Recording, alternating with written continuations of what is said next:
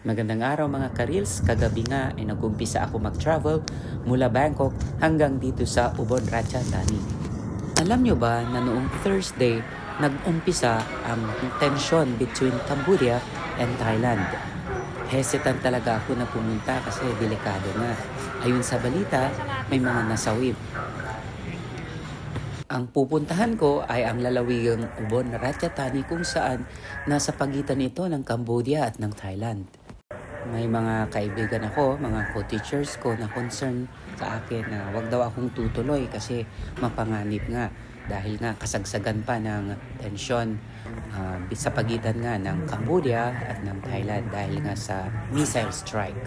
Ang paalam ko sa kanila, yes, pupuntahan ko muna ang bus terminal. Kung walang tao or kukunti ang mga pasahero, ibig sabihin talagang delikado. So, babalik na lang ako sa Nonthaburi. Mabuti na lamang at nakita ko talagang maraming mga pasahero at ang transaction talaga ay hindi natigil.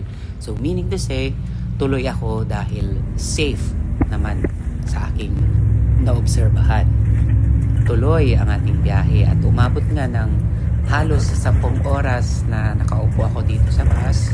Nakatulog siguro ako saglit pero parang hindi ako nakatulog kasi pagpikit ko, pagmulat ko andito na ako sa Ubon Ratchathani.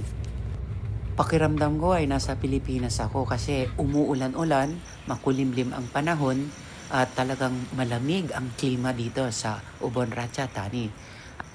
Nagpupumilit ang kapatid ko, ang bunso namin, na sunduin ako dito sa bus terminal. Pero ang sabi ko dahil nagawa ko naman ito dati ay mag-aarkila na lang ako ng tuk-tuk. Ang tuk-tuk ay parang pinaka-tricycle dito sa bansang Thailand.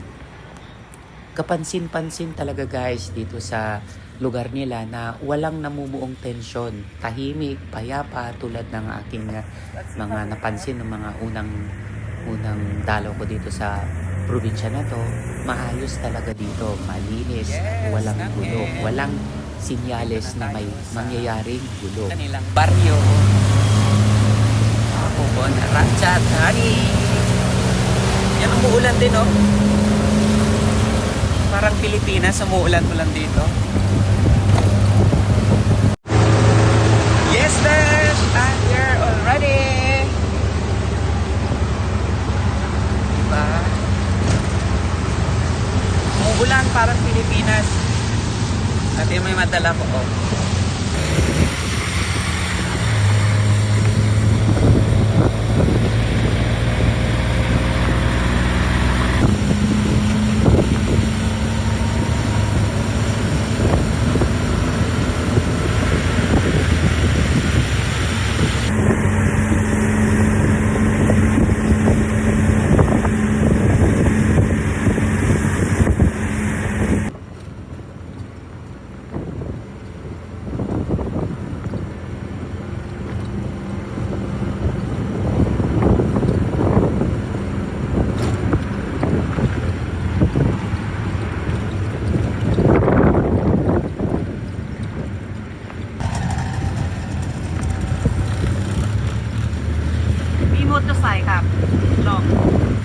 Longที่นี่ครับ